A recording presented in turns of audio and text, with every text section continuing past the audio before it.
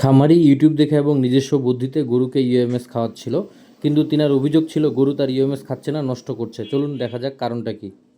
এখানে 25 কেজি পানি, 20 কেজি গুড়, 100 কেজি গড়। আপনি আমাকে কিন্তু পানির কথা কতটুকু বললেন? 25 কেজি পানি একটু বাড়াও, পানি বাড়া যাবে তার দুধের খড়গুলো মাখা যায় না।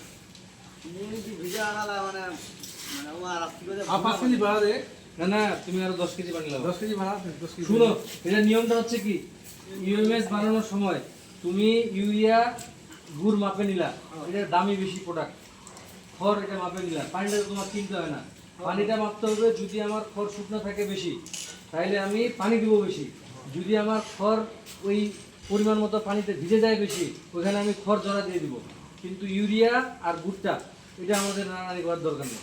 যখন তোমার গোটাটা খানা যাবে, ধরো তুমি খিচুড়ি খাচ্ছ, যেখানে মাংস ওইটা আগে নিবে না, এরকম গরুটাও খাচ্ছে। বুঝছো বিষয়টা? পানিটা বাড়াও, এই জন্য খাবার নষ্ট করতেছে। হ্যাঁ, কারণ ওই যখনই দেখতেছে, আপনি দেখবেন একটা ছাগলকে আপনি খড় আর হচ্ছে গুঁড়া দিবেন, ওই করবে কি, জিব্বাটা দিয়ে খড়গুলা সরায় সরায় ওই গুঁড়াটা খাবে। ঠিক গরুরও মনে করেন যে ওই টেস্টটা, ও যেখানে গুড় পাচ্ছে ওইটাও খাচ্ছে, ও খাচ্ছে গুড়, গুড়টার সাথে এটা এরকম করতেছে। হ্যাঁ, তুমি তাহলে ওইভাবে বানাও আর কি।